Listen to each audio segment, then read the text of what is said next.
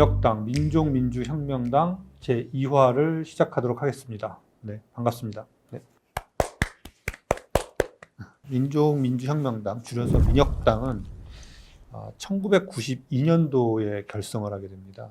근데 이제 결성 과정을 좀 보면 그 이전에 있었던 반제 청년동맹이 해산하면서 92년도에 결성하게 됩니다. 반제 청년동맹의 중앙위원이 누구냐면 우리 아까 일부에서 얘기했던 김영환, 그다음에 하영호, 그다음에 박금석 등등 있습니다. 근데 여기에 준비위원으로 있었지만 중앙위원회에서 빠지는 분이 있어요. 그분이 누구냐면 우리가 많이 들었던 이석기입니다. 그래서 지금부터 이제 이석기라는 인물이 여기서부터 이제 나오게 됩니다.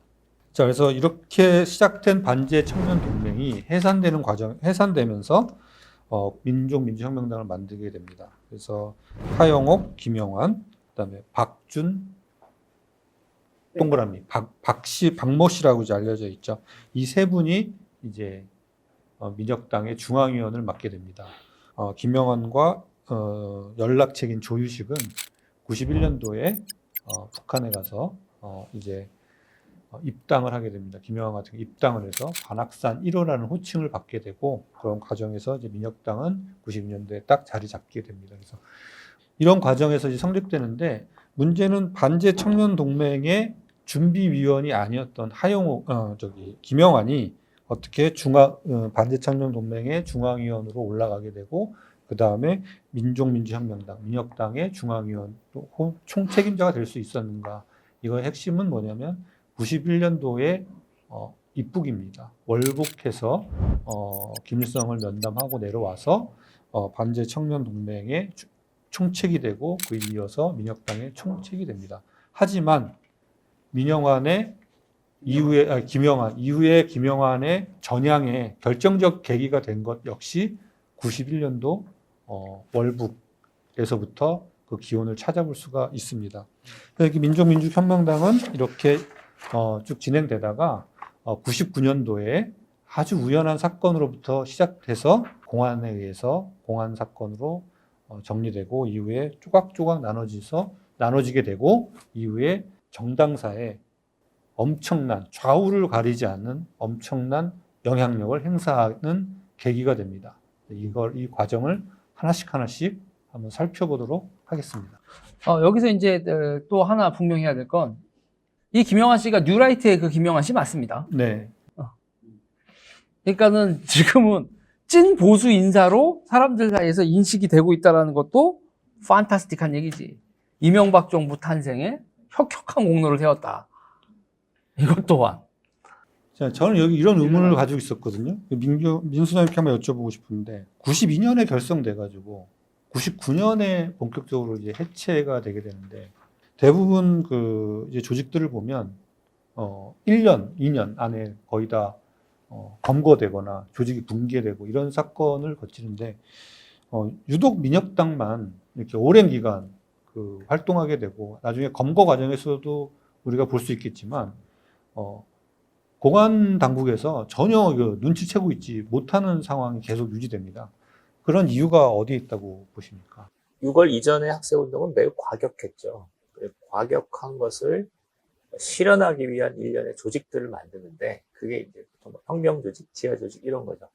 그래서 지하조직, 그러니까 당 정도 되는 거는 민혁당이 있었고 중부지역당이 있었고 CA의 산업행 중앙위원회가 있었고 이렇고 그다음에 당은 아니더라도 혁명조직 정도 되는 게 반미청년회, 그다음에 자민통그룹 이런 것들이 있었죠. 근데 한국의 대공 역량이 상당해서 한 몇 년을 못 버텨요.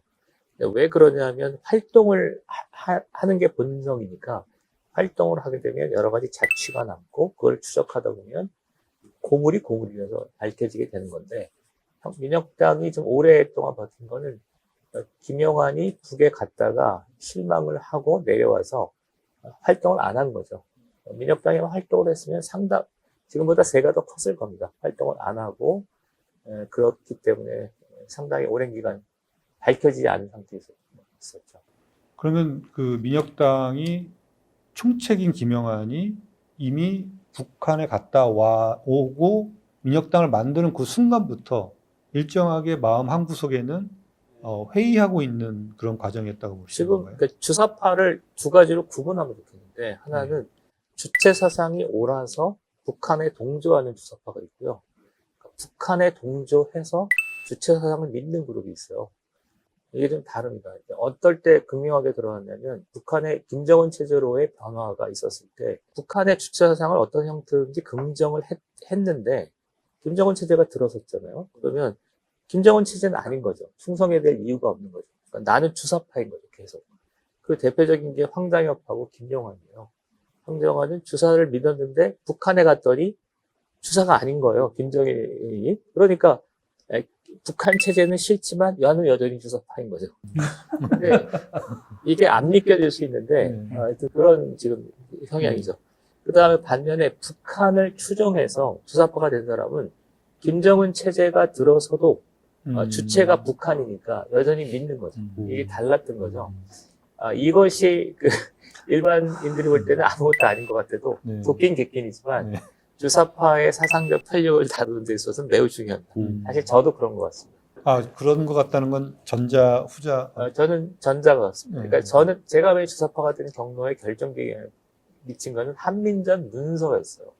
한민전 문서에서 전략 전술론을 믿고 북한에 대한 우호적인 생각까지 발전한 건데 뭐 여러 가지 계기가 있지만 결정적인 건 연평도 포격, 그다음에 3대 세습 이런 것 되면서 북한 아니구나 이렇게 된 거고 그러면 뭐 내 갈 길을 가면 되는 거죠 그때부터. 김영환은 이 사상적 궤적을 보면 굉장히 어떤 철학이나 이런 데 관심이 많은 사람이에요.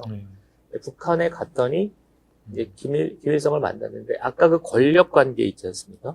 김일성은 주체 사상과 관련된 인물이기도 하지만 조선노동당 총비서이기도 하거든요. 근데 사실 압도적인 거는 조선노동당 권력의 어떤 수장으로서의 이미지죠. 그러니까 좀 낭만적인 인간관을 갖고 있었던 김영환이 볼 때는 좀 이상했던 거죠. 김영환은 좀 이상주의자입니다.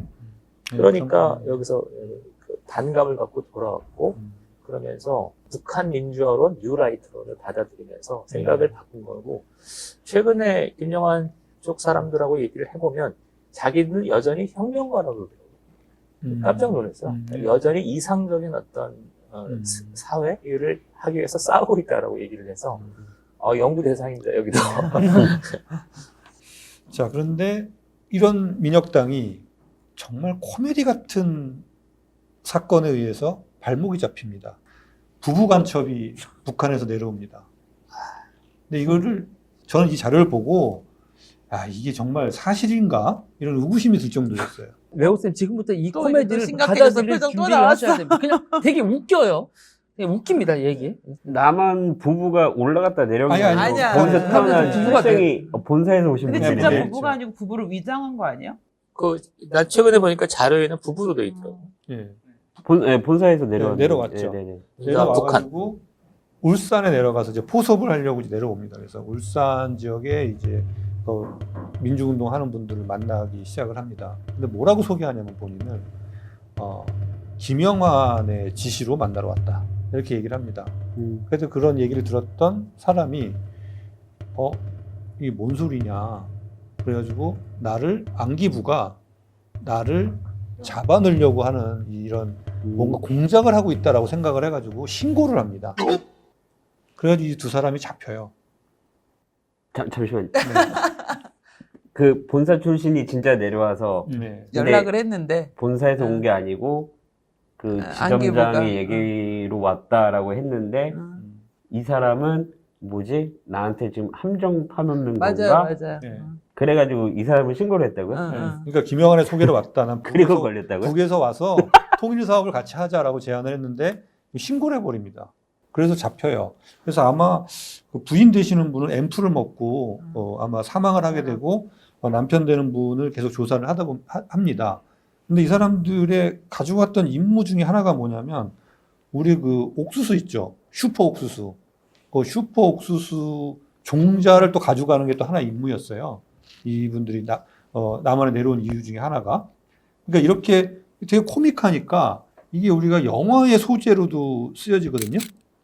이게 간첩 간첩 이철진. 이철진이 이걸 소재로 해가지고 영화를 만든 거예요. 그때 이제 돼지가 되죠. 슈퍼 돼지를 이제 가지러 오는 간첩이었죠, 그때는.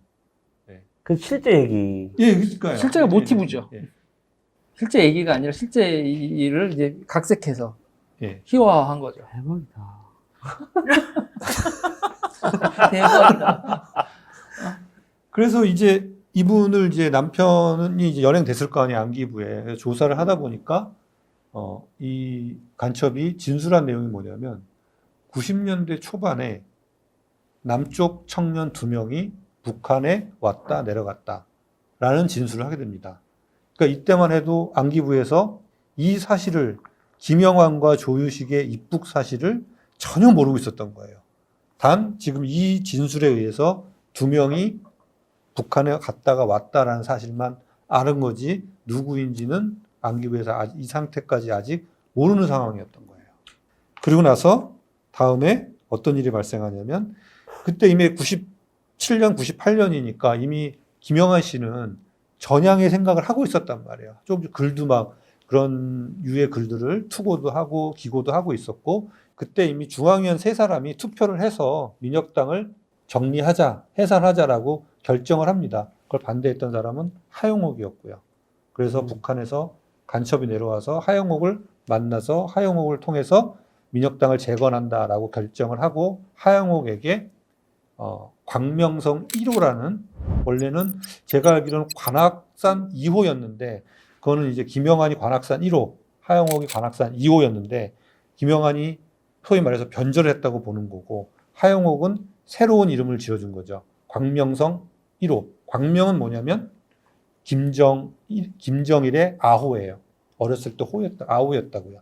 그래서 광명성이랑 그래서 광명성 1호로 시작하자라고 해서 간첩이 내려오고 원래는 하용옥을 데리고 가려고 했던 간첩선이 여수 앞바다에 하용옥은 못 가게 되고 뭐 어디 앞바다요? 여수 여수 앞바다. 앞바다. 어디서 많이 들어본 건데. 여수 밤바다. 여수 밤바다. 하용옥이 타지 않은 그 간첩선이 버스커도 북한인가? 아니죠, 아니겠죠. 그렇게 생각하면 안 되겠죠. 이렇게 막 도망가다가 거기서 네, 아, 네네. 잡히게 돼요. 포격을 당해서 침몰하게 돼서 6명의 그 북한군 시신이 나오게 됩니다. 근데 여기서 참 역사는 이렇게 하다 보면 우연적인 아이러니가 있어요. 하용옥이 타기로 했던 간첩선이고 하용옥은 광명성이라는 그 번호를 부여받았어요. 그럼 그 간첩선을 포격했던 우리 대한민국의 군함이 광명호였어요. 나 광명사. 네, 광명사. 우리나라 그 배들이 도시 이름을 따거든요. 네, 네. 천안함, 하필이면 광명함. 그래서 광명성의 포격에 의해서 그 간첩선이 반파돼가지고 시신이 나오고 그 안에서 자료가 쫙 나왔던 거죠. 거기에서 맞는 거죠? 네. 네, 맞죠. 이제 언론에 나온 걸 얘기하는 거예요. 이게 만약에 그 보수 정권이었으면 뭐 조작이다 뭐다 막 난리가 났을 때는 이게 김대중 정부 때예요. 그리고 그때 150m 바다 150m에 들어간 걸 그거를 잠수부들이 들어가서 끄집어 올리죠. 대한민국 그 해양 그 인양사상의 기록이었다고 하더라고요. 150m 바다에 있는 걸 끌어올린 거.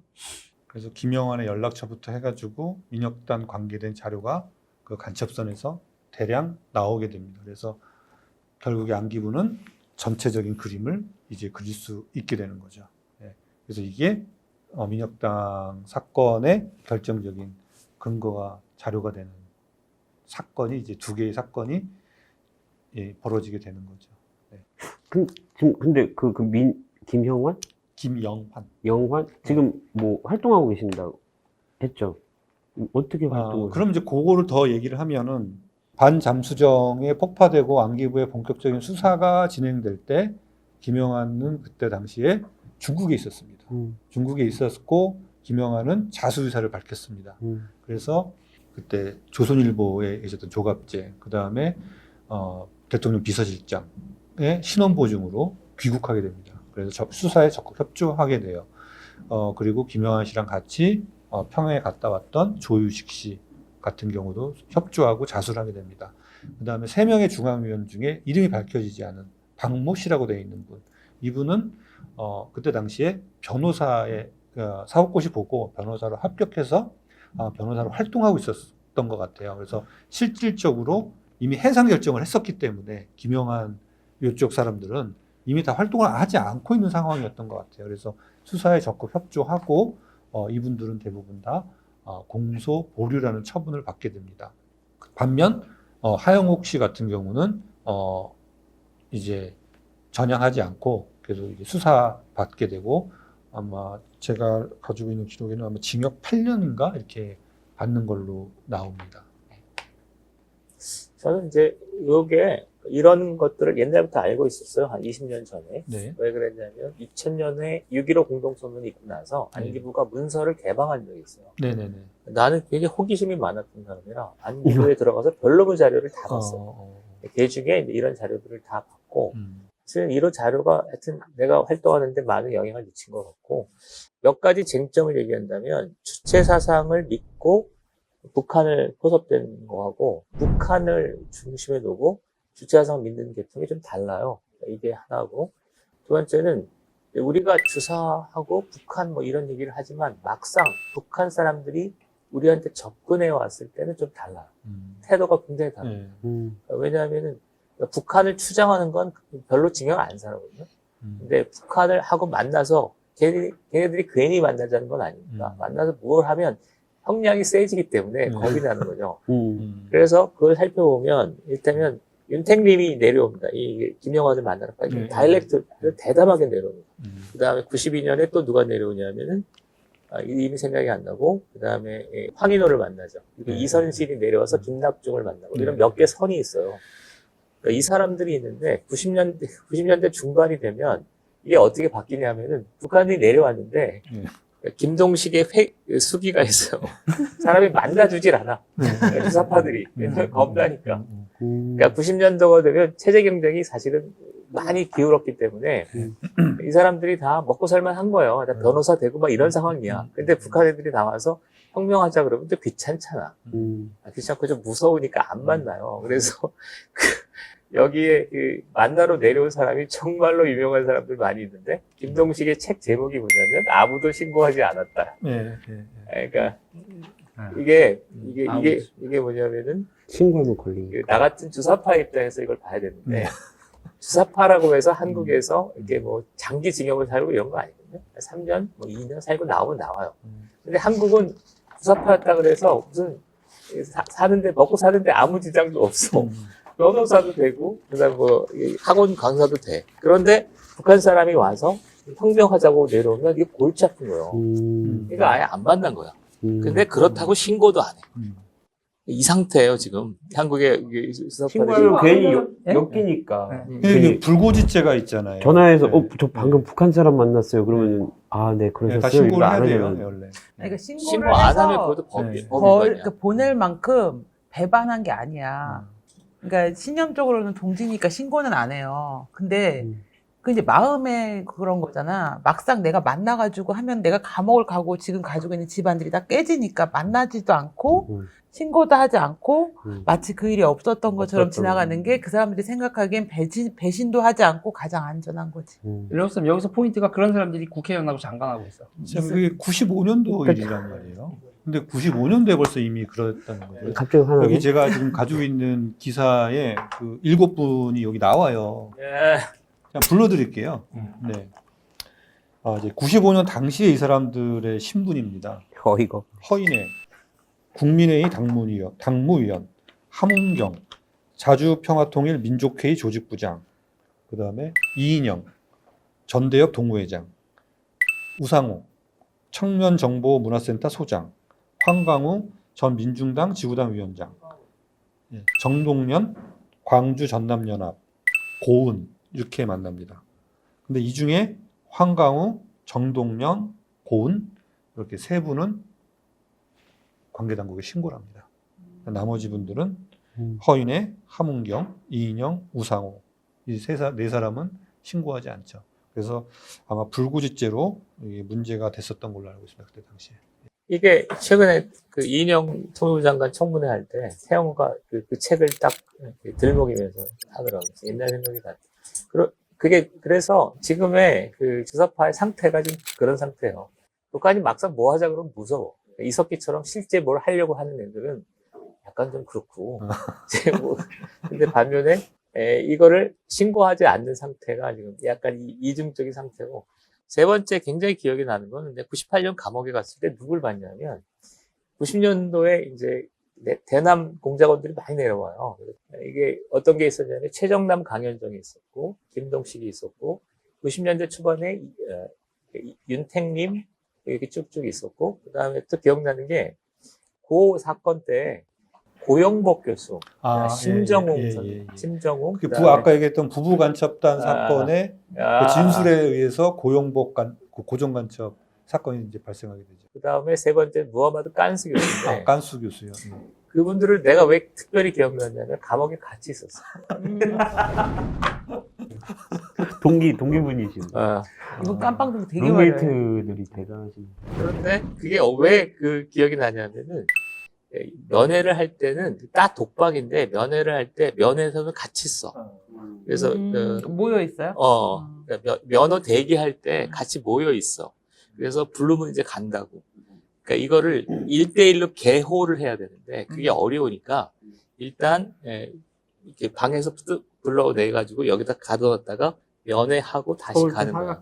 그때 한 1, 2분 동안 내가 얘기할 기회가 있었어. 근데 그때 받은 느낌은 뭐냐면 무슨 혁명가들이 저래 그런 거야. 그러니까 전의가 거의 상실된 상태예요. 99년도 그럴 때 비전상 장기수들이 감옥에서 나오잖아요. 이분들은 좀 포스가 있었어요. 나는 그때 혁명가니까. 근데 고영복 선생이랑 얘기하는데 그냥 완전히 다 끝났고 뭐 그냥 더 이상 뭐 할 게 없고 난 귀찮고 뭐 이런 거지.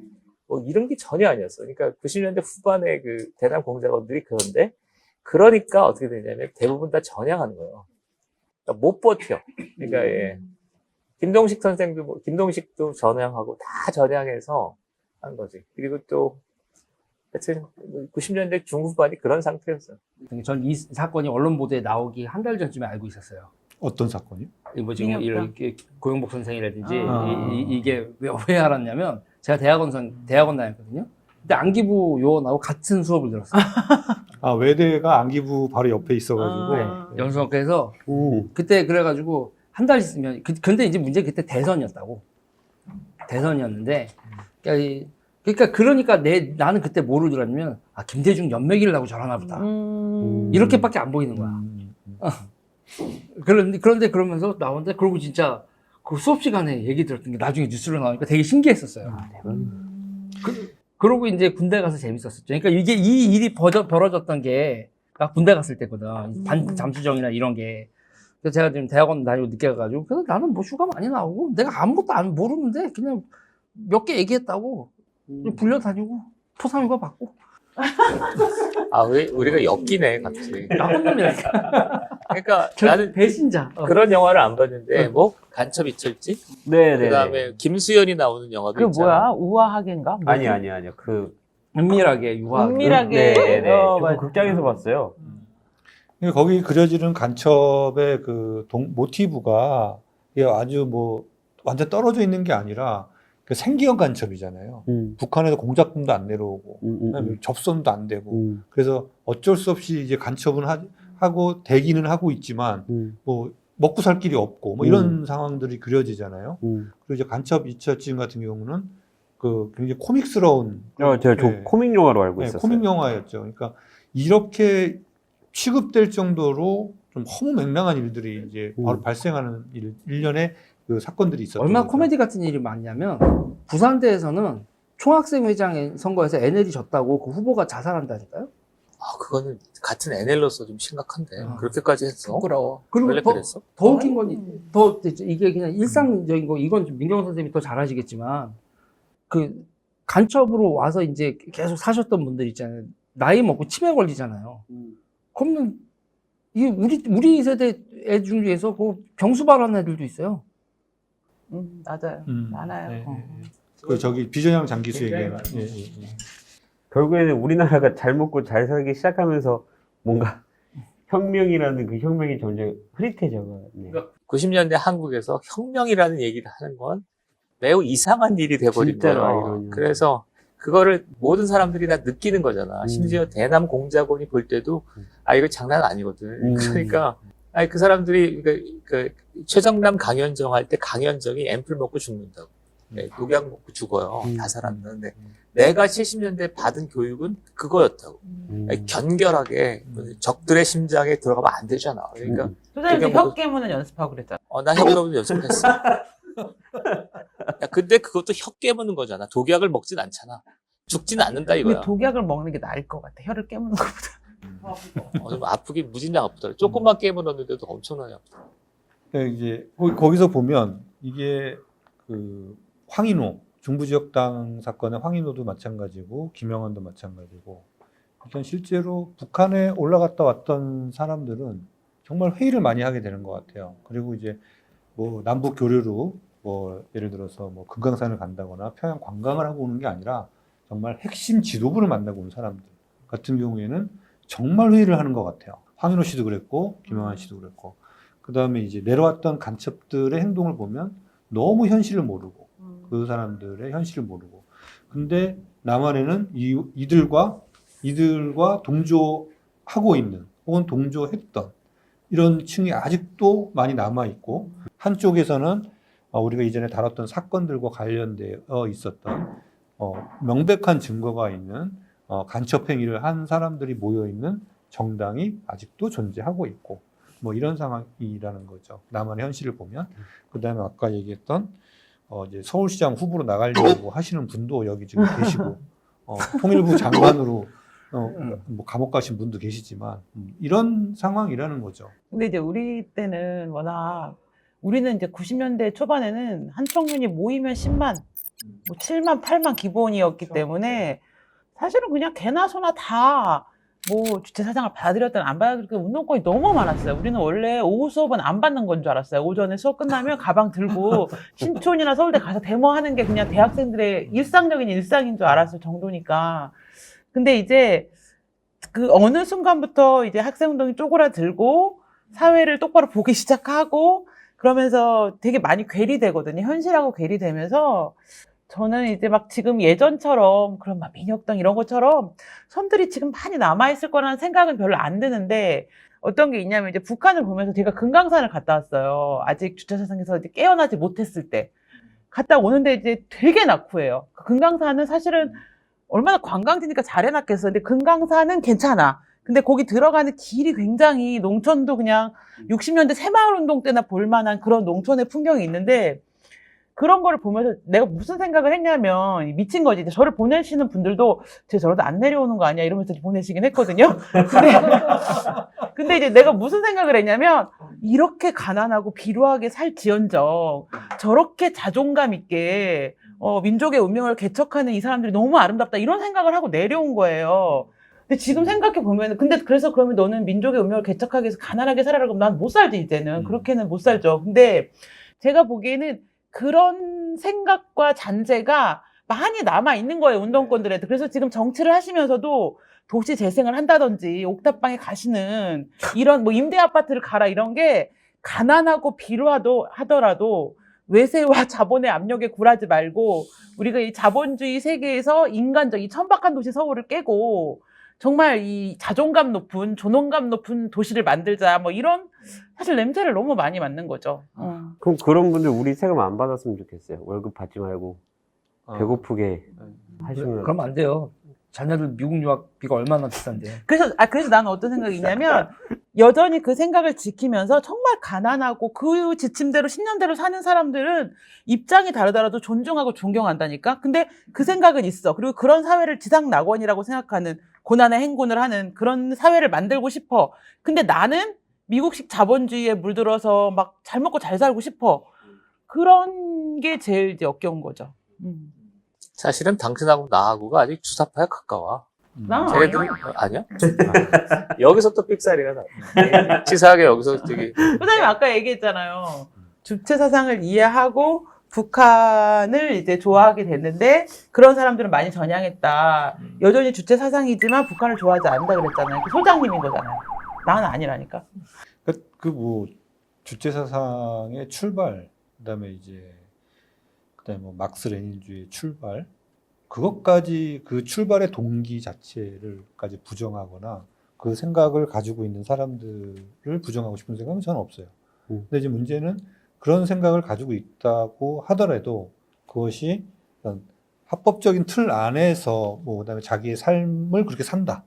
혹은 개인적인 삶을 시골로 내려가서 뭐 아까 말씀하신 대로 그렇게 살면 문제가 없는데 그냥 그런 생각은 가지고 있으면서 생각만 그렇게 생각을 하고 있고 정치 권력을 갖고 행동을 그렇게 하지 않는 것이 굉장히 큰 문제라고 생각을 하는 거죠. 그리고 또 하나는 이제 우리가 지난 시간에도 우리가 계속 하는 얘기 중에 하나가 뭐냐면 간첩이 없다 하는데 비록 간첩이 무슨 예를 들어서 우리나라의 고급 정보를 가지고 위에 올려준다거나 아니면 어디를 가서 폭파한다거나 이런 우리가 첩보원, 우리가 영화에서 보는 그런 수준의 간첩이 아니더라도 심정적으로 동조하거나 동조해서 그 정보가 올라가게 한다거나 아니면 정부 정책이 이렇게 변동될 수 있게끔 영향력을 행사한다거나 본인이 간첩이 아니다고 생각할지라도 그런 행위를 하는 사람들은 굉장히 많아 보이는 거죠. 그 광범위한 의미에서의 간첩을 얘기하는 거지 우리가 지금 얘기하고 있는 간첩이다 이런 얘기하는 게 어떤 우리가 영화에서 보는 첩보원들 뭐 이런 얘기를 하는 게 아니죠. 아니, 저 같은 경우는 이걸 보면 되게 그냥 코미디라고 생각을 하는 게 북한하고 우리랑 물가가 너무 차이가 나. 맞아. 물가가 차이가 나기 때문에 북한은 남한에다가 뭘 첩보원을 보내서 유지시킬 수가 없어요. 그러네. 서울에 월세 하나 못 구할 것 같은데. 네, 그러니까 어떻게 되냐면 그리고 그 고난의 행군 당시에 얼마나 코미디 같냐면 북한이 그때 꽃제비나 뭐나 이런 사태잖아. 그러니까 보내놓은 간첩을 방치해. 니네가 알아서 먹고 살아라요. 북한 간첩들도 뉴스 보면서 욕할 것 같아요. 아, 집값 또 올랐다고. 아, 그만 좀 오르라고 좀 이렇게. 그러면 그래서 임대주택을 진다 걔네들 때문에? 그러니까 이게 낳아놓은 문제가 뭐냐면 그러니까 이 사람들은 공작금을 받는 게 아니라 대한민국에서 어떻게든 뜯어먹고 살아야 되는 거야. 생계형? 우리랑 별반 차이가 없네, 결국에. 네. 생계요. 그래서 카드값 막아야 되고. 지금 세금 대한민국이 내야 되고. 문재인이 집권을 하니까 온갖 사방에 야, 나 잊었어? 나야, 나 고생했어. 나 그동안 고생했지. 나 먹고 살아야지. 내 이제 나도 50줄이야. 이러면서 북한하고의 연결이나 그런 게면 차라리 이게 그러면 이렇게 간첩 단위로 뭐 잡거나 하겠어. 근데 이 사람들이 너나 없이 다 먹고 살아야겠대. 그런데 나라 세금 뜯어먹는 방법으로 생존을 하는 거야. 완전히 코미디 같은 상황이라니까요. 제가 문재인 정부 집권하고 뭐 하고 여기서 이제 지자체들이나 돌아다니고 사람 본 거에서 막 주사파 욕을 했는데 저 사람들이 북한하고 연결돼 있거나 통제돼 있다고 생각되진 않아. 그러니까 우리가 영업할 때 옛날에 나 고향 출신 찾잖아. 나 그 주사파 출신이야. 맞아. 이게 대관 업무에 대관 업무용 학벌이네. 이게 학벌이. 야, 그러면 네. 나도 여기서 실마리를 하나 잡았는데 주체사상은 그러니까 우리 김영환하고 민경우 계열이 이해한 주체사상은 좀 우리는 사상으로 이해했는데 우리 후대 사람들은 주체사상을 뭐라고 보냐면 조직관으로 보는 수령, 북한에 대한 충성심으로 봐.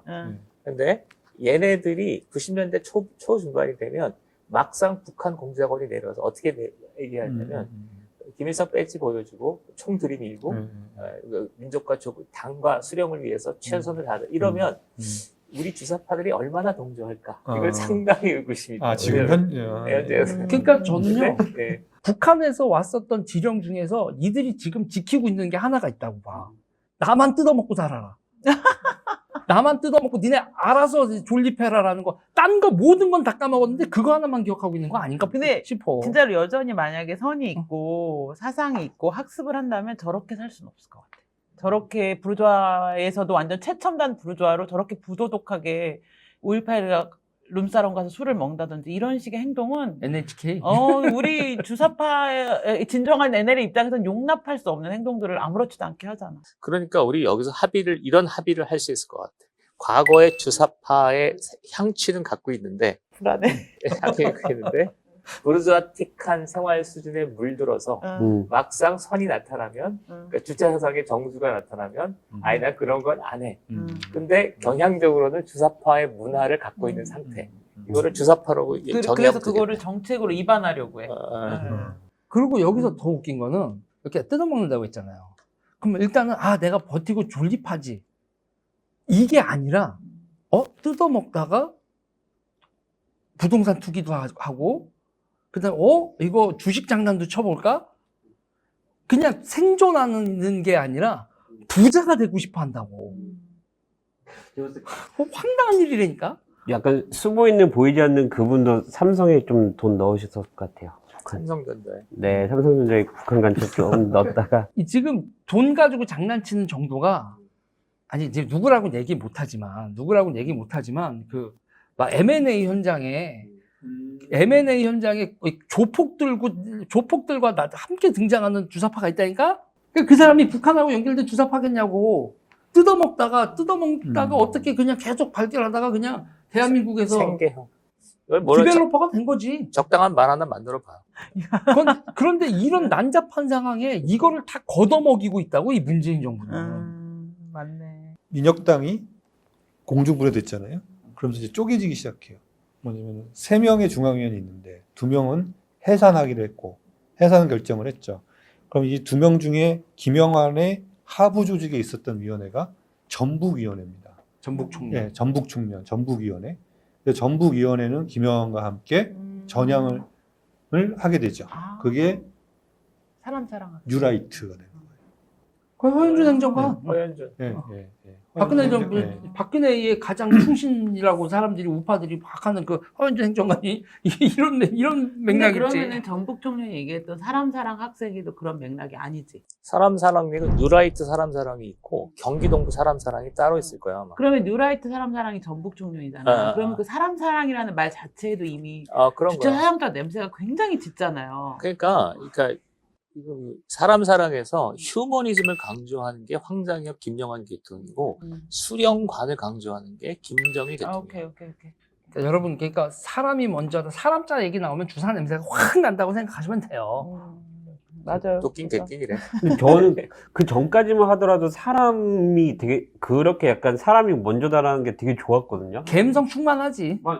네. 그러니까 막 이렇게 각박하게 서로 먹고 살기 힘든 이런 세상에 정 떨어지는 그런 세상에 막 사람이 먼저다 해서 사람 챙겨주고 뭐 그런 것들 있잖아요. 그래서 저는 그게 그냥 아무렇지도 않게 그냥 개인적으로는 되게 좋다고 생각을 했거든요.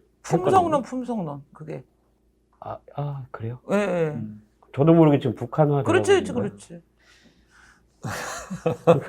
아니 근데 사람을 중시하는 건 원래 여러 가지가 다 있어요. 그러니까 원시 공산제 사회 이럴 때는 주로 애니미즘, 토테미즘 뭐 이런 거잖아. 그다음에 고대 추계혁명, 그러니까 공자니 뭐 이런 거 할 때 대부분 휴머니즘에 기초한 사상들이 발전하는데 그 중에 하나가 농업을 기반으로 한 주체사상도 그거의 한 지류지. 그러니까 외견상 내가 볼 때 휴머니즘을 강조하는 건 나쁘다고 볼 수 없는데 휴머니즘을 강조하되 그 기반이 농업사회. 나는 그걸 문제 삼죠. 근데 그렇게 치면은 프랑스 혁명에서 박애. 자유평등 박애. 자유평등 박애라고 하잖아. 근데 거기도 보면은 이제 굉장히 인권이 강조되잖아요. 그게 이렇게 약간 맥을 다. 그건 약간 부르주아틱한 인권이지. 저거는 농업사회. 그러니까 부르주아 인권이니까 자유평등 그러잖아. 농업적 인권이면 우회, 그 다음에 협동, 그 다음에 이렇게 인이, 예지 뭐 이런 게 나오지. 다른 거지 좀. 근데 되게 보면 저거랑 많이 닮아있어. 우리 삼강오륜 있잖아요. 잘 뜯어보면 주체사상의 인간관하고 되게 많이 닮아있어. 삼강오륜이랑. 그래, 맞아. 삼강오륜하고 비슷해. 약간 수직적이야. 그러면 여기서 뭐 어디까지 봤죠? 전향했던 이 그룹은 이렇게 있었고 중앙위원 3명 중에 전향하지 않았던 하영옥 하부에 있었던 조직은 그대로 남게 됩니다. 그래서 이때 감옥에 갔던 사람이 중앙위원 하영옥, 그 다음에 이석기죠. 이분들은 감옥에 간 이후에 특사로 나오게 됩니다. 그러니까 감형되고 다 돼요. 그 다음에 이제 그 노무현 정부 들어서서 특사로 나오게 되고, 그 다음에 그 복권되죠. 그때 대통령은 노무현. 그때의 민정수석은 사면 관련된 거니까 민정수석이죠. 민정수석은 문재인. 그 다음에 법무부 장관. 사면과 관련된 사람들을 쭉 말씀드리는 거예요. 법무부 장관은 강금실입니다. 네. 그러니까 내가 볼 때 주사파 역사에서 이건 네. 좀 예민한 문제일 수 있어서 그런데 네. 결정적인 공헌을 한 사람이 김대중 노무현이에요. 음. 김대중 노무현이 2가지를 했는데 괜찮나 이건. 네. 너무 망가지나? 너무 망가지면 얘기 좀 해. 말려. 여기서는 저랑 소장님이 입장이 다릅니다. 말씀하시죠. 스팀팩.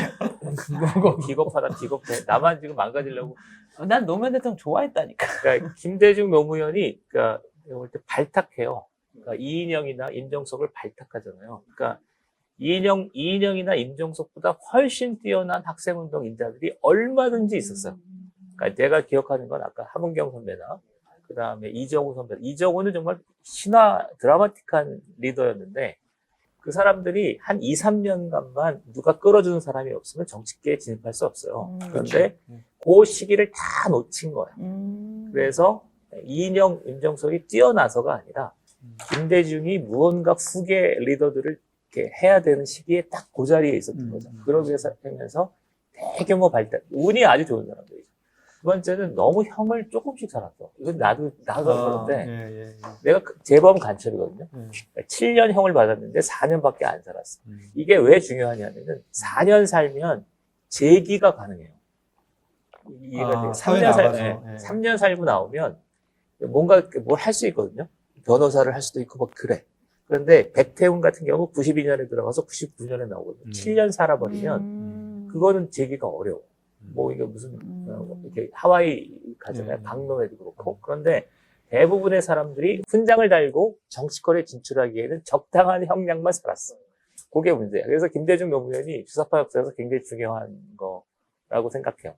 제가 이제 왜 이게 생각이 나냐면 이석기랑 하영옥 기억이 나거든요. 이석기랑 하영옥하고 제가 비슷한 급의 주사파입니다. 네. 웃어줄래? 우리 그거 세봤잖아요. 소장님이 몇 몇인가? 번째예요? 몇몇 쪽 소장님은 10이라고 주장하시는데 제가 보기엔 22권? 그거 곤란하지. 내가 20권. 막 세잖아 둘이. 누구 있고 이러면서. 아니야. 다시 세봐. 다시. 북한 명부를 뒤져. 그래서 아까 전체적으로 요약하면, 그러니까 80년대 중후반의 주사파는 서울에 있는 서울대 연고대, 예. 연고대고, 그 다음에 90년대 이게 망했어요. 아까 좀 코미디 같은 상황이 벌어졌는데, 그럼에도 불구하고 이게 유지될 수 있는 거는 약간, 그러니까 수호지의 맹주 같은 사람들 있잖아요. 이석기, 그 다음에 인천연합의 A씨, 예. 울산연합의 B씨 같은 아주 강력한 카리스마 있는 리더가 이 리더가 그걸 유지시킨 거예요. 그 중에 하나가 이제 이석기, 얘가 경기동부. 하영옥은 경기동부에 별 영향은 없었던 것 같고, 울산연합이 있고, 그 다음에 이게 있죠. 이게 나중에 모아져서 뭐가 되는 거냐면, 전국연합, 민노당이 되는 거예요. 네, 그렇죠. 네. 그래서 결국에 그게 지난번에 우리가 얘기했던 그 분재산의 약속 뭐 이렇게 되면서 통진당까지 쭉 가고 경기동부라는 얘기가 대중들한테 알려지고, 근데 이때 또 문제가 생깁니다. 이석기가 경기동부가 통진당이 해산당하고 이석기 현대 그때 당시에 국회의원이죠. 국회의원이 감옥을 가게 되죠. 그때 다시 누가 소환되냐면 하영옥 씨가 소환됩니다. 언론에서. 네. 그래서 이석기의 배후에 하영옥이 있는 게 아니냐라고 언론에서 하영옥의 소재를 찾기 시작했습니다.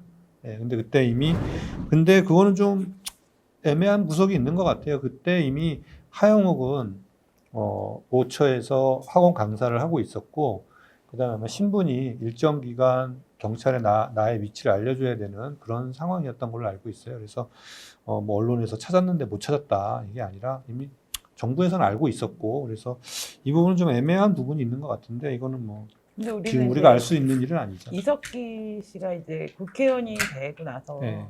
우리끼리 한 얘기예요. NL이 정말 사람이 없구나. 이제 사실 노출되면 안 되는 사람이잖아요.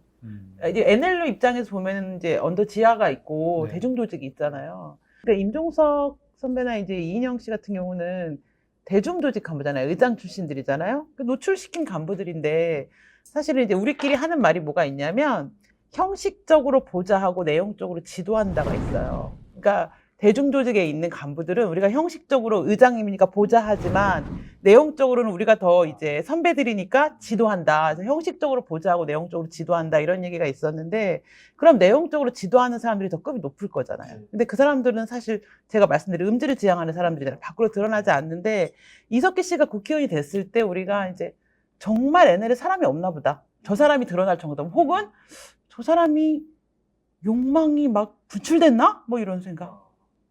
그러니까 저는 이 두 분의 관계, 하양옥과 이석기, 왜냐하면 그 반제청년동맹, 민혁당, 반제청년동맹의 준비위원회 이석기가 있었고, 그다음에 중앙위원회 없습니다. 민혁당 중앙위원회도 들어가지 않아요. 근데 공이 다 서울대, 그다음에 서울대 법대 출신이 주를 이루고 있는데 유일하게 서울대가 아닌 사람이 딱 이석기 한 사람밖에 없어요. 이 둘 관계가 어떻게 되는 건가? 그래서 제가 좀 확인한 자료는 하영옥과 이석기가 방위 생활을 같이 했었다. 그리고 하영옥이 그때 당시에 방위들을 가지고 뭐 어떤 군사적인 뭐 이런 조직을 또 만들고 있었다라는 그런 그 자료를 본 적이 있었거든요. 그래서 이렇게 되어 있었는데 하영옥이 먼저 출소를 하게 됩니다. 이 민혁당 사건으로. 그러면서 이석기 석방 운동을 하게 돼요.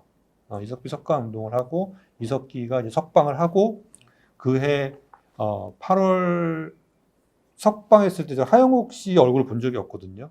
근데 이제 유일하게 제가 처음 봤던 그게 이석기가 출소했을 때 둘이 끌어안고 환하게 웃는 사진이 이제 언론사에 나오거든요. 그래서 그때 그 하영옥 씨의 얼굴을 처음 보게 됐고, 이 두 분은 이제 계속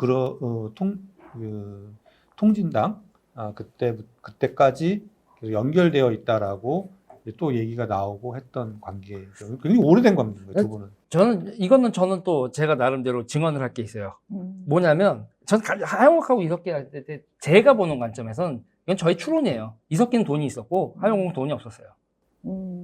아주 간단하게 얘기하면. 근데 이석기 씨가 돈이 어디 있어? 저는 그거에 대해서 아는 게 뭐냐면, 경기동부 돈이 있어. 그러니까 뭐냐면, 그때 외대 NL들, 그 한총련 그 주사파 애들이 자기들은 파르티잔 후예라고 했어요. 자기들을.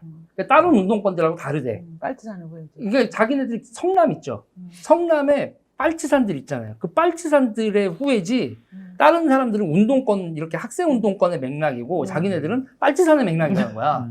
그래서 외대 용인이 주사파에 자기네들이 지지한 선골이라고 이렇게 자부심이 있었어요. 유대인이구나. 네, 그리고 그때 그 분들이 그 빨치산 어르신들이 성남에서 청소업 같은 거 하고 뭐 이러면서 그러니까 돈을 이석기한테 이렇게 비즈니스적으로나 뭐냐 이석기는 그분들한테 보급을 받는 게 있었어요.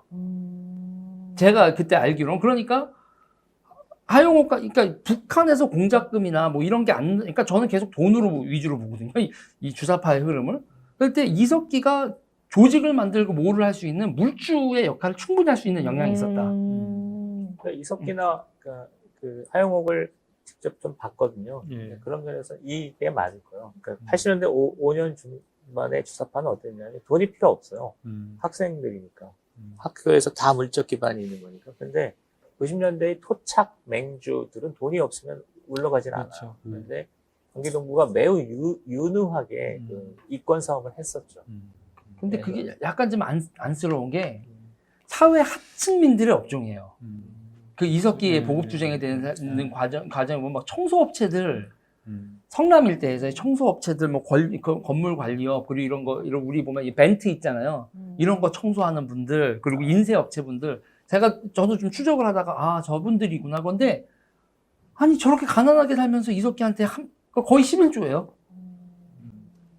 근데 그럼 왜 정땡땡 선배님 있잖아요. 소장님이 내일 안타까워하시는 그 선배님 왜 돈이 없어? 울산은 울산 경기동부 인천 중에서 울산은 그 재정 관념이 제일 희박했던 곳이야. 그래도 울산이 그래서- 노동자의 도시인데?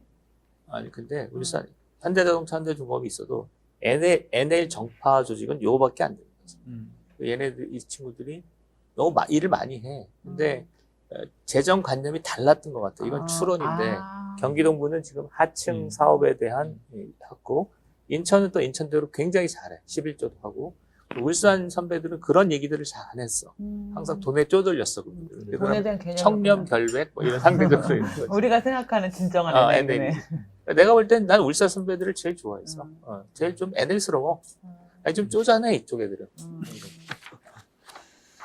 그래서 민혁당을 좀 쭉 살펴봤는데요. 민혁당이 그냥 과거에 90년대 후반에 있었던 조직 사건이 아니라 그 이후에 우리 2000년 들어와서 아주 지금까지도 우리 정치의 음으로 양으로 좌우를 떠나서 영향을 행사하고 있는 이런 정치 조직이고 앞으로도 이 질곡을 넘어가야 될 여러 가지 문제들이 앞으로 남아 있는 거죠.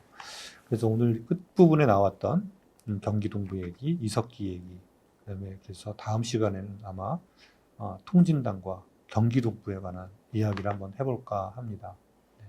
그러면은 오늘 마치기 전에 마지막 한 말씀씩. 그 원래 이제 이 남한의 빨리 이 어떤 통일, 개혁을 해야겠다는 움직임이 시간이 되려고 되면서 한쪽이 너무 경제적으로 지나치게 발전이 되면서 그게 다 망가져버린 그런 것 같아요. 그래서 이제 그 흔히 말하는 잔존 세력들이 어떻게든 다시 한번 바꿔보려고 하는데 이미 몰라요. 오늘도 정리가 여기 오면 정리가 안 돼요. 제가 진짜 정리가 안 돼요. 여기는 무서운 저는 이제 곳이에요. 두 분이 정리를 하시기 전에 제가 먼저 해서 마무리 이제 소장님이 하시기는 거 맞는 것 같고, 저는 제가 봤을 때 있잖아요. 제가 본 거는 사사이고 나발이고 아무것도 안 남았어요. 그냥 인맥만 남았어요.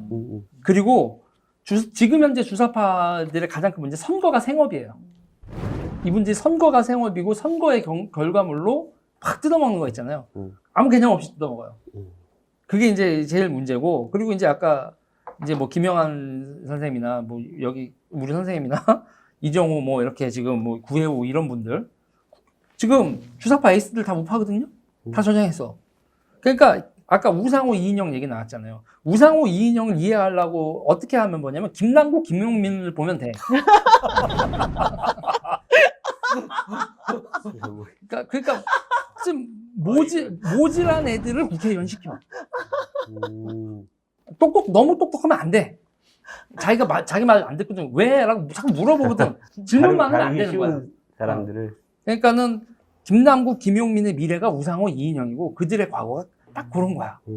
그러니까 한심한 거죠. 그래서 저는 그래요. 그때 이제 이거를 끝내고 이게 이제 맨 마지막에 그 통진단 해산이 이 김영한 씨와 이 이석기의 마지막 스토리인데, 김영한 씨가 그 헌재 재판에 증인으로 나가요.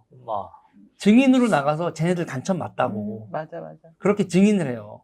그러고 나서 자기랑 같은 동지들의 등에 칼 꼽은 거잖아요. 어떻게 보면 김영한. 그리고 김영한 씨가 그 쓰린 속을 가지고 나와서 그러면 선배였나? 아무튼 이 속을 다 털어놓는 사람이 백태웅이었어. 백태웅하고 가서 하와이 해변에서 뭐 어쨌든 내가 그래서 보면 지랄질을 한다 그랬거든요. 그러고 백태웅이 다시 요번에 조국 정국에서 등장해서 조국을 수호하네? 그래서 저는 NL이고 PD이고 뭐고 나발이고 산호맹이고 나발이고 한마디로 전하면 운동권은 그냥 과거의 유물이다. 나는 그래, 소감이. 이거 내가 좀 상당히 당하는 느낌이에요. 아니죠. 저는 구혜우, 김영한, 뭐 지금 뭐 우리 은경 선생님, 조형. 이런 분들이 지금 새로운 담론을, 또 우파도 담론을 얘기를 못한다. 반공하고 난 다음에 끝이야, 우파는. 자유민주주의가 뭐고, 우리 사회가 미래를 어떻게 나가야 되는 이것까지도 결국은 치열한 젊음을 보냈던 사람들의 몫이야. 나이 먹어서도 계속 얼마나 고민을 많으시겠어. 뭔가 좀 내려와야지. 그러니까 방송에 심플하게 내려오면 안 돼? 복잡하게 책을 많이 보게 만들어. 귀찮아 죽겠네. 저는 이제 이거를 찍어서 뭘 하지 이런 생각이 처음에는 그냥 가볍게 찍었다가 이제 계속 너무 놀라시니까, 그리고 특히 저는 이제 소장님처럼 이렇게 주사파를 감추고 대중 강연을 하러 다니지 않았고 그냥 주사파임을 인정하고 동기들만 얘기하고만 얘기했기 때문에 언어 자체가 순화가 안 돼. 이 말을 어떻게 해야 돼? 우리 그냥 항상 쓰는 맨날 쓰는, 그러니까 내가 하는 말이 제일 어렵잖아. 특별히 어려운 걸 아는 애도 아닌데. 근데 이제 그래서 내가 이걸 왜 하고 있지? 이런 생각을 했는데, 그런 거는 도움이 될 것 같아요. 뭐냐면 지금 문재인 정부가 하는 거 보면 너무 이해가 안 되잖아요. 약을 먹었나? 왜 이런 짓을 하지?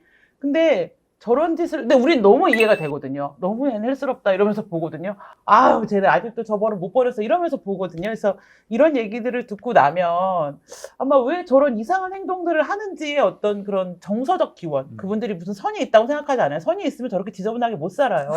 선은 없지만 그 마음만 남아있는, 그때 분위기와 감정만 남아있는, 우리 막 요즘 통일한분들 참가 들으면 막 가슴 뜨거워진다니까요. 그걸 동의하는 게 아니고 그게 진짜 무슨 생각이 들냐면 20대 때 배운 나의 사상이 유전자에 박혔나? 이거 어떻게 걷어내지? 막 이런 생각이 들 정도로. 그래서 왜 저런 행동을 하는지를 이해하시는데 아마 좀 도움이 되지 않을까, 그렇게 생각이 들어요.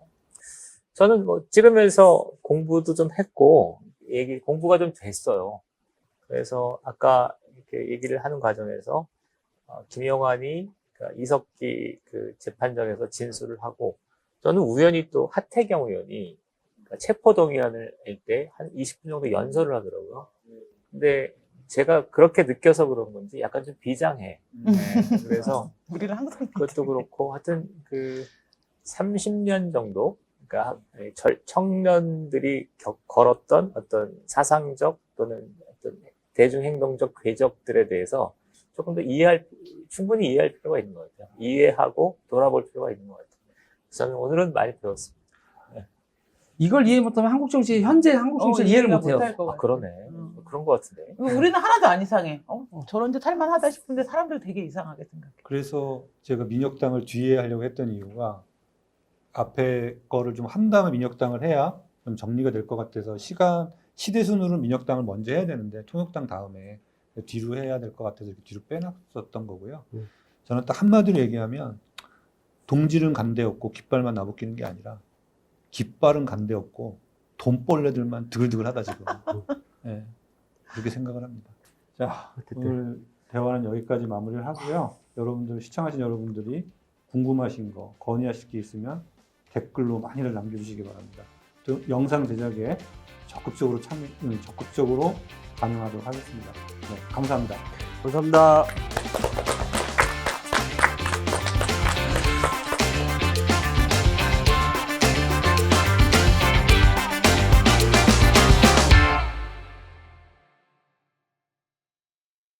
저도 마무리 멘트 다시 해줄게요. 그래. 오늘은 역시 멘붕다운 뜨거운 이야기였습니다. 감사합니다. 이게 나은 것 같아요. 괜히 내가 뭐라고 정리를 하려고 해. 정리하려다 갑자기 머리 또 하얘졌어요. 아.